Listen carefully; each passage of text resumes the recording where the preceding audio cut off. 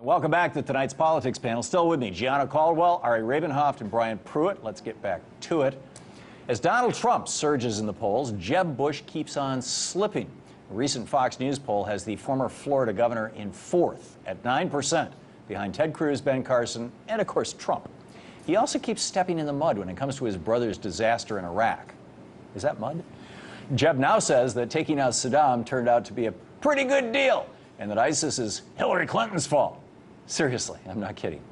Clinton herself hit back at Jeb's latest Iraq take during an appearance this week in Iowa. Check it out.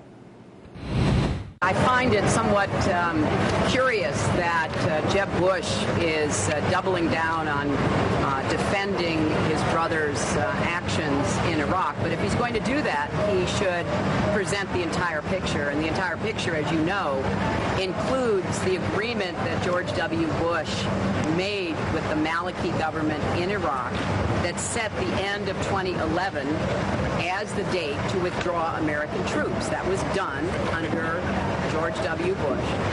And I can only wonder whether he just either did not know that or thought that other people would not be reminded of that. I think it was the latter.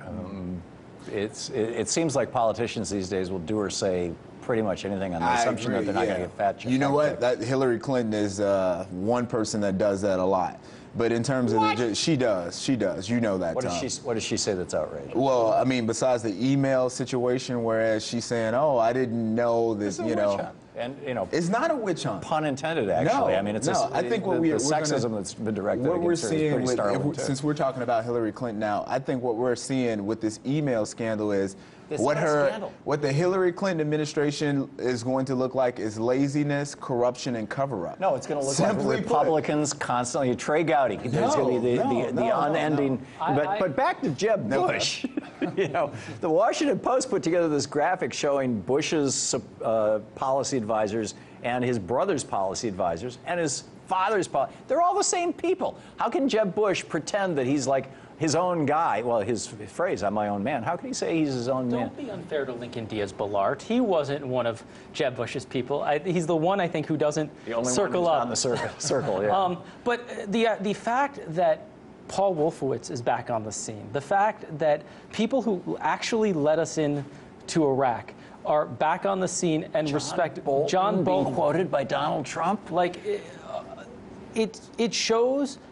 The American people would have to have total amnesia over the past 10 years to put someone like Jeb Bush in, to put that same crew in place that got us into a mess 10 years ago. I think that smart Republicans will admit that there's enough blame to go around for everybody, Republicans and Democrats. Bernie voted against the war. He certainly did. Whether you choose to focus that blame on George W. Bush and by association his brother, or whether you choose to focus on what the president and Hillary Clinton as Secretary of State did, I think is pretty much pure politics at this point. I don't even think it's pure politics. I think what you have is another situation where you're just saying it's George Bush's fault. When is it that you take personal responsibility? Iraq was kind of George Bush's fault. But listen. And we know you got a president who lied us into a war, and you're telling me that it's politics to point that out? I am not denying that. He messed up. There's no question about that. He didn't mess up. He killed people. He lied to the American people. He murdered hundreds of thousands of people. He should be prosecuted for murder. However, President Obama, he wanted to continue to pull the troops out, and that's why people elected him. But he did not listen to the military officials on the ground. Gianno, you're hallucinating. That's why we have ISIS right now. You're hallucinating. Obama went to the Maliki government and said, "I know George W. Bush signed this agreement that we're going to pull all the troops out at the end of 2011, but I'd like to keep them there." And the Maliki government said, "No." You don't remember this? I mean, it was in the newspapers. That was pretty public that happened. Oh, no. Should we have kept again, this was only 5 years ago, 4 years ago. The military officials on the ground continue to tell the president that we need to stay there. And he went to the Maliki government and said, "We want to stay here." If you're really going to say that, then we have to make note of the fact that there are some troops that have been left there. So that can't be in itself all true, wholeheartedly true. No. However, the amount of troops that would be necessary to maintain order haven't been there. But this gets That's to why we this have gets a to lot the of entire problem. In the Middle East, right? The idea that, okay, so when can our troops come home? How long? How long will it take to fix the Sunni-Shia conflict, which has gone on for millennium, which is basically what you're asking to fix with the ISIS conflict is we have to keep 100,000 troops on the ground in Iraq until we solve the Sunni-Shia conflict. Right. Not to mention the Israeli-Palestinian conflict, not to mention, well, Yemen is an extension of the Sunni-Shia conflict, not to mention all the water conflicts that are going to come up in that region over the next 50 years. They already are. Yeah. I mean, you know, arguably it was the collapse of the wheat crop 4 years ago that started the whole Arab Spring thing. But yeah. Now, okay. I would give the president credit for the fact that he, at the Prime Minister of Iraq request, sending 500 advisors to kind of train the government there, the military force there, so we can do something about ISIS, Maliki, which I think was the first real action of this administration taking ISIS seriously. Maliki has made it very clear, and the Iraqi government, ever since 2011, when President Obama tried to get out of the deal that George W. Bush negotiated and signed. And Maliki said, that wasn't the reason that he wanted to get out of the deal. Maliki said, no, he wanted to get out of the deal because his military advisors were saying, get out of the deal. That's not the reason. And the Maliki got... Go back and, you know, we have public libraries, Giano. You can look at the newspapers from the fall and winter of 2011. Right. This all, I mean, no. This was all played out in front of what everybody. it is. It's the liberal spin afterwards, This and is this is what we. spin. Yes, it is. He wanted to take control of the deal so his administration could fully implement No, what the they, part versus of the deal, the previous part one. of the deal that was just, you know, when you look it up, you'll see what I'm talking about. Was that American soldiers would be immune from prosecution by Iraqi police and the Iraqi judicial system. Mm-hmm. And you can't have an occupying army that's not essentially immune from the local, you know, guys. And so they said, you know, we'll deal with our soldiers when they misbehave through the Uniform Code of Military Justice. And Maliki said, no, we're not going to allow that. We will prosecute your soldiers. We will hold them accountable. But look at what you just said. You can't do that. You just made the point of why he wanted to do it versus he wanted to keep them there. You're okay. Speaking of Hillary Clinton, the Latino activist group Presente Action is demanding that she cut all ties with the private prison industry.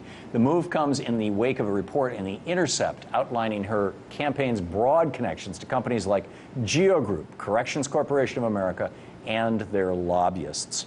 Here's a list of Hillary Clinton's top 10 donors versus Bernie Sanders. Her top 10 donors are Citigroup, Goldman Sachs, DLA Piper, which is a lobbying firm, JP Morgan Chase, Emily's List, Morgan Stanley, Time Warner, Skadden Arps, I don't know, I'm assuming it's a lobbying firm, it's a law firm, Lehman Brothers, Cablevision Systems.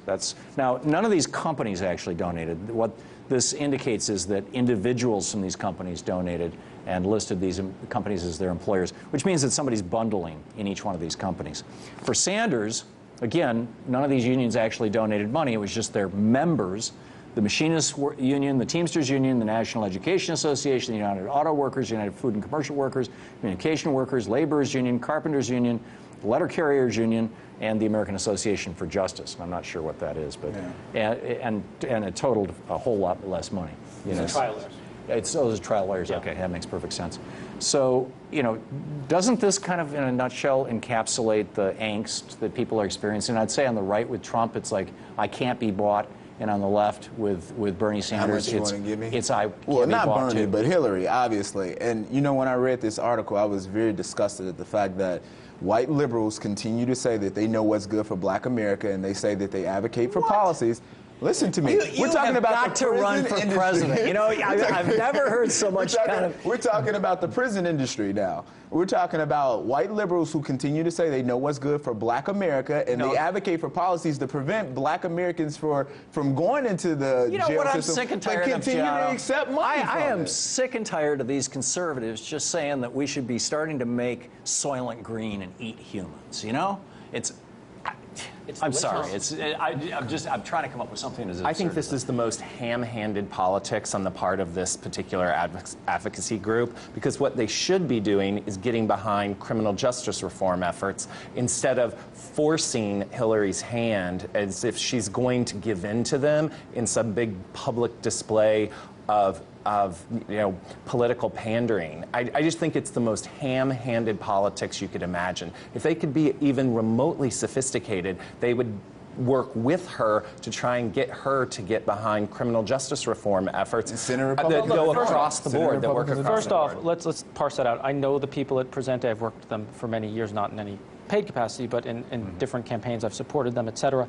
They are incredibly politically sophisticated. They're an outside group. They don't really, elections are not their thing. They're about putting pressure on Democrats and Republicans. I think that's what they're doing here. I actually think it's a smart strategy to highlight the private prison connections. Private prisons are among the most disgusting and worst companies in America that are paid to not only incarcerate black Americans, but paid by the body to incarcerate. In our immigration system, it's actually the private prison system is a lot of what's broken in that system as well, and all the money flowing in there.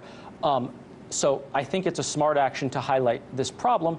Hillary Clinton is working on a criminal justice reform proposal that's supposed to be out in the next few weeks, just as Bernie Sanders had one, just as Martin O'Malley had one. As the So I'm Senate sure, Republicans are doing as well. and I'm pretty sure all of them will be supporting criminal justice reform. And actually, this is a space where we have pretty bipartisan agreement on a lot of what needs to be done here. And they are following the Senate Republicans' lead, and I appreciate that. And if you want a great example of somebody who is putting private prisons out of business, look at Texas and Governor Rick Perry, who actually closed private prisons through their criminal justice reform efforts. It's one of the highlights of his tenure. There's no longer private prisons in Texas? Not all of them, but I'm saying he started the effort to close them. Was this after all these reports of brutality where, Wisconsin was sending their prisoners down to Texas and they were being beaten so badly, and there was that video that came out of the private prison in Texas, just beating the crap out of these prisoners? I obviously don't know his exact motivations. I think there was some really bad press a couple of years back. But yeah, private prisons. I think the larger issue here is, who owns you? Yeah. And that's the Supreme Court has set up a political system in the United States where, in order to be a successful politician, you've either got to, kind of hit the jackpot that Bernie is doing, really go wide and broad with the American electorate, or hit the jackpot like Donald Trump did by being born into a very wealthy Or like family. Hillary Clinton. She's having to raise money. I mean, this is the problem. She can't say nobody owns me. I'm a billionaire. She's not a billionaire. Or Jeb Bush's $100 million super PAC, which now is going to have to figure out, is buying $10 million in ads to try to rescue their Right. guy. His campaign would be done if that super PAC didn't exist. Exactly, same problem. Gianna Caldwell, Ari Ravenhoff, Brian Pruitt. Thank you all for being with us tonight.